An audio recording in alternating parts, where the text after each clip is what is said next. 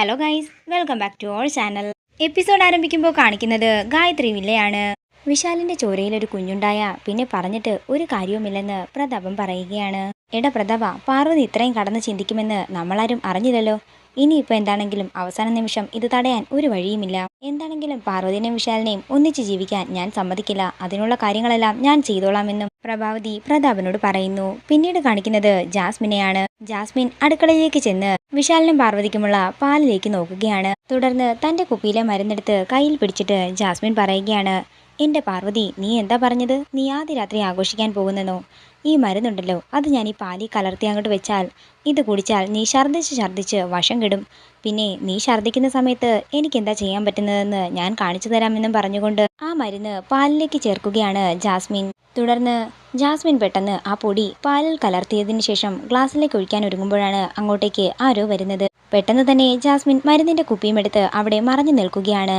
അതേസമയം അങ്ങോട്ടേക്ക് വരുന്ന ഗാർഗി ആ പാല് ഗ്ലാസ്സിലേക്ക് പകർത്തുകയാണ്.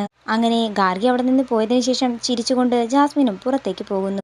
പിന്നീട് കാണിക്കുന്നത് ആദ്യരാത്രിക്കായി ഒരുങ്ങുന്ന പാറുവിനെയാണ്. അതേസമയം അങ്ങോട്ടേക്ക് വരുന്ന പല്ലവി ചിരിച്ചുകൊണ്ട് പാറുവിനെ നോക്കുകയാണ്. എന്ത് ഭംഗിയാ എൻ്റെ ചേച്ചിയെ കാണാൻ, എനിക്ക് തന്നെ കണ്ണെടുക്കാൻ തോന്നുന്നില്ല. അപ്പോൾ പിന്നെ വിശാൽ സാറിൻ്റെ കാര്യം പറയണ്ടല്ലോ. ഒന്ന് പോടി അവിടെ നിന്ന് പറഞ്ഞ് നാണത്തോടെ തലകുനിച്ച് നിൽക്കുകയാണ് പാറു. തുടർന്ന് പല്ലവി പറയുകയാണ്, ആ ജാസ്മിൻ ഇത് എന്തിൻ്റെ കേടാ? അവൾ അത്രയും പറഞ്ഞിട്ടും ചേച്ചി എന്താ ഒന്നും മിണ്ടാതിരുന്നത്? ഞാനായിരുന്നു ചേച്ചിയുടെ സ്ഥാനത്തെങ്കിലേ അവളെ അടിച്ചിവിടുന്ന് പുറത്താക്കിയേനെ. എൻ്റെ പല്ലവി, നമ്മൾ ആരെക്കുറിച്ചും അങ്ങനെയൊന്നും ചിന്തിക്കാനേ പാടില്ല. അവള് അമ്മയില്ലാത്തൊരു കുട്ടിയാണ്. അവളെ ഇവിടുന്ന് ഇറക്കി വിട്ടാൽ അവൾക്ക് എന്തുമാത്രം വിഷമമുണ്ടാകും. നമ്മൾ അതിനെക്കുറിച്ചും ചിന്തിക്കണം. പിന്നെ അവളെന്താണെങ്കിലും അവളുടെ വിവാഹം കഴിയുന്നതുവരെ ഇവിടെ നിൽക്കട്ടെ എന്നും പാറു പറയുന്നു. നീ എന്താണെങ്കിലും നിന്റെ സ്ഥാനത്ത് നിന്നാൽ മാത്രം മതി. നീ അവളുടെ അടുത്ത് അധികം മിണ്ടാനും പറയാനും ഒന്നും പോകണ്ടെന്നും പാറു പല്ലവിയോട് പറയുന്നു. അതേസമയം അങ്ങോട്ടേക്ക് ഗാർഗി വരികയാണ്. അത് പാർവതി പറഞ്ഞത് ശരി തന്നെയാ. അവനവൻ ഇരിക്കേണ്ട സ്ഥലത്ത് അവനവൻ ഇരുന്നാലേ പ്രശ്നങ്ങളൊന്നും ഉണ്ടാകില്ല. ദാ, നീ പാൽ ഗ്ലാസം കൊണ്ട് ബ്രോയുടെ അടുത്തേക്ക് ചെല്ലാൻ നോക്ക്. കാത്തിരുന്ന് മുഷിഞ്ഞിട്ടുണ്ടാകും. അത്രയും പറഞ്ഞ് പാൽ കൊടുത്തുകൊണ്ട് പാറുവിനെ മുറിയിലേക്ക് പറഞ്ഞു വിടുകയാണ് ഗാർഗി.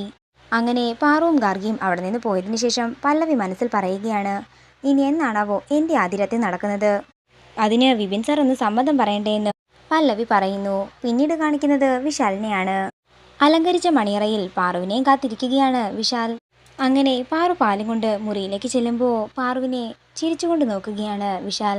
തുടർന്ന് പാറുവിനെ പിടിച്ച് ബെഡിലേക്ക് ഇരുത്തി പാറുവിന്റെ കണ്ണുകളിലേക്ക് നോക്കുകയാണ് വിശാൽ. തുടർന്ന് വിശാൽ പാറുവിനെ കെട്ടിപ്പിടിക്കുമ്പോൾ പാറു പറയുകയാണ്, അതെ, ആചാരങ്ങൾക്കൊന്നും ഒരു തടസ്സവും വരുത്താൻ പാടില്ല. ആദ്യം വിശാൽ സാർ ആ പാല് കുടിക്കണം, എന്നിട്ട് ബാക്കി എനിക്ക് തരണം. അല്ല, ആദ്യം പാർവതിക്ക് കുടിച്ചാലെന്താ, എന്നിട്ട് എനിക്ക് തന്നാൽ മതിയെന്ന് വിശാൽ പറയുമ്പോൾ അതൊന്നും പാടില്ലെന്നും ചടങ്ങുകൾക്ക് മാറ്റമൊന്നും വരുത്താൻ പാടില്ലെന്നും പാറു പറയുന്നു. അങ്ങനെ വിശാലിന് പാറു പാൽ ഗ്ലാസ് എടുത്ത് കൊടുക്കുമ്പോഴാണ് പാറുവിന് ദിവ്യദൃഷ്ടി ഉണ്ടാകുന്നത്. ഒരു വെള്ള സാരി ഉടുത്ത ആളുടെ ദേഹത്തേക്ക് രക്തം വീഴുന്നത് പാറു വീണ്ടും കാണുകയാണ്. പെട്ടെന്ന് പാറു തലചുറ്റി താഴേക്ക് വീഴാൻ ഒരുങ്ങുമ്പോൾ പാറുവിന്റെ കയ്യിൽ നിന്നും ആ ഗ്ലാസ് നിലത്തേക്ക് വീണ് പൊട്ടുന്നു. അതേസമയം പാറുവിനെ താങ്ങിപ്പിടിക്കാൻ വരുന്ന വിശാലിന്റെ കാലിലേക്ക് ആ ചില്ല് കുത്തി കയറുകയാണ്. പാറു വിശാലിനെ പിടിച്ച് അവിടെ കസേരയിൽ ഇരുത്തുന്നു. വിശാലിന്റെ കാലിലെ രക്തം കണ്ട് പരിഭ്രാന്തിയോടെ കരയുകയാണ് പാറു. അതിനുശേഷം പാറു തന്നെ ആ മുറിവ് ഡ്രസ്സ് ചെയ്ത് കൊടുക്കുന്നു. ഞാൻ കാരണമല്ലേ വിശാൽ സാറിന് ഇങ്ങനെയൊക്കെ സംഭവിച്ചത്? ഞാൻ എടുത്തു ചാടി ആദ്യ രാത്രിയിൽ നിന്നും പറയാനേ പാടില്ലായിരുന്നു. ഇന്നെന്താണെങ്കിലും വിശാൽ സാർ ഉറങ്ങിക്കോ, നമുക്ക് നാളെ രാവിലെ കാണാമെന്ന് പറഞ്ഞ് കരഞ്ഞുകൊണ്ട് പാറു തന്റെ മുറിയിലേക്ക് പോവുകയാണ്.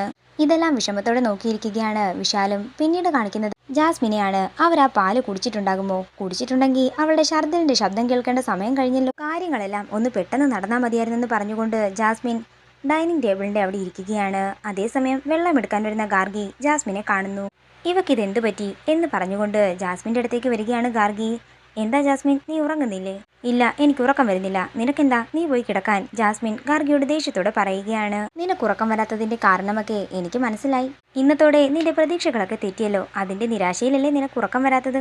ഗാർഗി, നീ നിന്റെ പാട് നോക്കി പോയിക്കേ എന്ന് ജാസ്മിൻ പറയുമ്പോൾ ഗാർഗി പറയുകയാണ്, അവര് ആദ്യ രാത്രി ആഘോഷിക്കാൻ തുടങ്ങിയിട്ടുണ്ടാകും. ഇത് കേൾക്കുന്ന ജാസ്മിൻ പറയുകയാണ്, അത് ആര് പറഞ്ഞു? അവരെന്താണെങ്കിലും ആദ്യ രാത്രി ആഘോഷിക്കാൻ പോകുന്നതേ ഇല്ല. അതൊക്കെ പാർവതി ചുമ്മാ എല്ലാവരുടെയും മുമ്പിൽ വെച്ച് ഒരു സീൻ ക്രിയേറ്റ് ചെയ്തതല്ലേ.